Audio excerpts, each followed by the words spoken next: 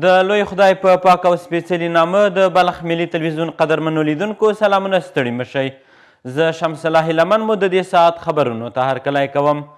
په مزار شریف ښار کې د افغان کډوالو او راستنیدونکو لپاره د مرستو راټولولو په موخه یوه ستره ولسي غونډه جوړه شوه. په دغې غونډه کې د بلخ ولایت یو شمېر مسؤلینو، سوداګرو او ځایي اوسیدونکو ګډون کړی و چې د راستنو شوو کډوالو په لاسنیوي او ملاتړ یې ټینګار وکړ. په دغې غونډه کې چې د افغان راستنو شوو کډوالو لپاره د مرستو راجلبولو او راټولولو په موخه د روضې مبارکې په جامع جومات کې جوړه شوې وه، مسؤلینو له راغلو کډوالو سره د مرستو په کولو او د هغوی په لاسنیوي ټینګار وکړ. ما یک آمادگی داریم، باز هم از شما میخواهیم که شما متحد اتفاق وحدت شده به خاطر خدا فی سبیل الله زمین مهاجری خود که ما شما حمایت بکنیم و بالای ما شما حق داره. برادرایی که شما از پاکستان و ایران مهاجر میشن، همه لقمه‌ای که دارین، همه لقمه‌ای که با فرزندان خود میخورین، همین را نصف کنین با برادرای مهاجرین عودت شدگان را شما او را شریک بسازین.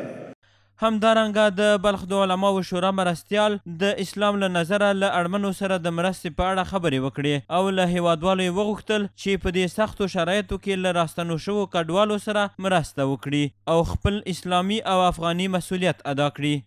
این ملت قهرمان و این نظام قوی، ما همه در خدمت هموطنان عزیز خیش قرار داریم، چرا که به ما اسلام درس را میدهد، به ما قرآن درس ایثارگری را میدهد. این یک مودت است، این یک رحمت است، خرج کردن مال در راه خداست.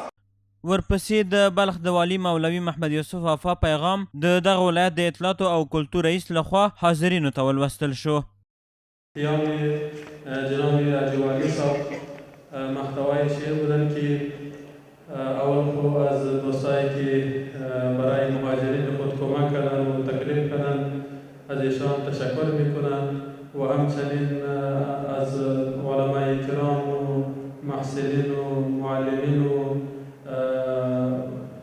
قلمتران صاحبان و دوستای اهل خیر خواهش میکنه که با دوستای مهاجرین همکاری بکنند و همچنین کسایی که اهل خیر هستند و وصل و طاقتشان میرسد از اینا درخواست است که برادرای مهاجرین ما که دچار مشکلات اقتصادی است، جای ندارند، مشکلات دارند، به اینا همکار باشد. په ورته وخت کې د بلخ ولایت یو شمېر اوسیدونکو د پاکستان هیواد دغه اقدام وغنده او له هیوادوالو او ملي سوداګرو څخه یې وغوښتل چې ژر تر ژره د راستنو شوو کډوالو سره مرسته وکړي. اقدامی که امارت اسلام به ارتباط کمک به مهاجرین کرده اقدام اسلامی است، اقدام محبت است، شفقت است برای مسلمانان و کمک برای مسلمانان است. ما توسط توان خدا خوش آمدید میگیم، خوش آمدن در وطن عزیزشون. ما در خدمت هستیم تا جای، نان، هر چیزی که از وسط توان ما به در خدمت هستیم انشالله خود ما تا جان، مال، توانایی خودی داشته باشیم انشالله آماده خدمت هستیم با آنها برادران ما هستند و تقاضای ما از تاجران ملی همی است که انشالله با آنها کمک بکنند. له پاکستان څخه د افغان مهاجرینو د جبري ایستلو بهیر د روان کال د نوامبر په لومړۍ نیټه پیل شو چې له امله یې زرګونه کورنۍ بېځایه او بېکوره شوې. د بلخ ولایت یو شمېر مسؤلینو د مزار شریف ښار په ختیځ کې د راستنو شوو کډوالو له پنډغالي څخه لیدنه وکړه او له پاکستان څخه د راغلو افغان کډوالو د ستونزو د حل په موخه یې د هر ډول همکارۍ ډاډ څرګند کړ. همدارنګه راغلو افغان کډوالو د اسلامي امارت له تود هرکلي او دوی ته د پر وخت مرستو رسولو څخه خوښي وښوده. دلته په مزار شریف ښار کې د پاکستان هیواد څخه په زور او جبر د راستنو شوو کډوالو پنډغالي ته د اسلامي امارت لسګونه مسؤلین راغلي او له دوی څخه له نږدې لیدنه کوي. یو شمېر مسؤلین د ماښام په توره تیاره او د شرکنده باران په څاڅکو کې د کډوالو لپاره د سرپناه په جوړولو بوخت دي او یو شمېر نور د دوی د خوراک او پوښاک لپاره د خوړو او جامو په ویشلو لګیا دي. بل خوا راغلي کډوال د اسلامي امارت د مشرتابه او مسؤلینو د ښه کوربتوب څخه خوښي څرګندوي او د پاکستان هیواد له دغې ناوړه کړنې څخه سر ټکوي. کاربرای ما اونجا ماندن موتر پلیسی پاکستان آمدن از دست ما گرفتن. یعنی میتونه همه ما را در بدر کرد، از بادر سوتیر کردن، از 30,000 25,000 تا 50,000 کلدار جز دیگه اجازه ندادم، هر چی بودن از اینجا گرفتن. اینا که تجارت کمک کنه خانه شابات هزار بر شکر است، الحمدلله از این خوشحال میشیم. باید بیاید با همین ماجرا او حال بگیره، پرسان کنه. بسیار خوش هستم. خود اینا قزامت کشید که با خدا 1 بجه شب اینا با مسافرها میرسید، با قرآن نان میرسید، برای از اینا چای میرسید دیگه. برادر تا خود کابل ما مردم کرایه مرا داد. په ورته وخت کې یو شمېر مسؤلین د پاکستان څخه راستنو شوو کډوالو لپاره د هر راز چمتووالي ډاډ ورکوي او وایي چې د دوی لپاره به د هر ډول مرستو په رسولو کې جدي هڅې کوي. دوی همدارنګه د ملي سوداګرو او نړیوالو بنسټونو څخه وغوښتل چې د دې کډوالو د لاسنیوي په موخه دې لاس په کار شي. بیا د والي صاحب په خاص هدایت باندې موږ کمیټه جوړه کړه. په دې کې تقریبا 15 رئیس صاحبان دي.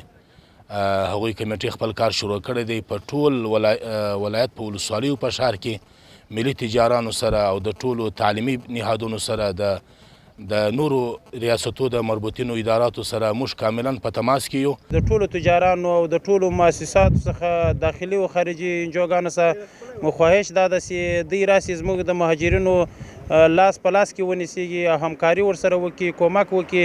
دا په داسې حال کې ده چې د اسلامي امارت د مشرتابه د لارښوونې پر بنسټ د پاکستان هیواد څخه راغلو کډوالو ته په بیلابیلو ولایتونو کې پنډغالي جوړ شوي او د اسلامي امارت د مسؤلینو او عامو خلکو لخوا یې تود هرکلی شوی دی. هغه سیمینار چې د بلخ ولایت د محتسبینو د ظرفیت لوړونې په موخه د امر بالمعروف وزارت لخوا په یاد ولایت کې جوړ شوی و له 4 ورځو وروسته پای ته ورسیده. د دغه سیمینار د پای په مراسمو کې د بلخ ولایت مقام مرستیال او د اسلامي امارت یو شمېر نورو مسؤلینو حضور درلود. په پیل کې د امر بالمعروف او نهی عن المنکر مسؤلینو د محتسبینو د مسؤلیتونو، صلاحیتونو او همدارنګه د هغوی د استخدام د شرایطو په اړه خبرې وکړې او له ټولنې څخه د بدیو په لمنځه وړلو کې د هغوی رول مهم وباله. د محتسب د استخدام د پاره شرط دا دی چې دی به فارغ التحصیل عالم وي. زمونږ استاد د علماو په اصطلاح کې فارغ چاته ویل کیږي چې هغه به مروجه فنون تکمیل کړي، وړه دوره او لویه دوره دواړو نه به فارغي، دا به تکمیل کړي. دته زمونږ استاد د علماو مدارسو په اصطلاح کې فارغ التحصیل عالم ویل شي، فاضل ورته ویل شي. که څوک په دې شرایطو باندې برابر نه وي هغه محتسب نه دی. موږ به د خپل موقف څخه کار نه اخلو او موږ به د خپل یونیفورم څخه کار نه اخلو. موږ به د الله رضا د خلکو اصلاح به زموږ نیت وي. موږ به کوشش کوو چې په څه رقم اصلاح راشي، د منکرات دفع شي او معروفات قایم شي، اصلاح د دې حکومت راشي. له بلې خوا د بلخ ولایت مرستیال مولوي نورالهادي ابو ادریس د علم د اهمیت او ارزښت په اړه خبرې وکړې او د امر بالمعروف او نهی عن المنکر ریاست د محتسبینو لپاره د دا ډول ښوونیزو پروګرامونو جوړول یو مهم ګام یاد کړ. از طرف مرکز تماما مشایخ از ولایت‌ها توظیف دادن، سمینارها روان است، چرا که از این سمینارها بسیار فایده‌مند و فایده برای خود همین علما، خود همین محتسبین و برای ملت بسیار فایده من است که از خاطر از طرف امرای ما و شما سال 1 دفعه یا 2 دفعه این سمینارها در ولایت‌ها برای محتسبین داده میشه. په ورته وخت کې د بلخ ولایت د امر بالمعروف او نهی عن المنکر ریاست د مطبوعاتو امر د یاد سیمینار د جوړولو په اړه معلومات ورکړل او زیاته کړه چې دغه سیمینار له 4 ورځو وروسته پای ته ورسیده چې د ګډونوالو لپاره به ګټور تمام شي. هدف این سیمینار ارتقای ظرفیت محتسبین بوده، به خاطر که ظرفیت محتسبین ارتقا بده تا باشد اقامه معروفات و ازاله منکرات و طریقه درستش انجام بده. د یادونې وړ ده چې د بلخ ولایت د امر بالمعروف او نهی عن المنکر ریاست په بیلابیلو څانګو کې له 150 ډیر محتسبین په کار بوخت دي. د بلخ ملي تلویزیون قدرمنو لیدونکو دا د دې مهال خبرونه، تر بیا مو الله عمل ښه وخت.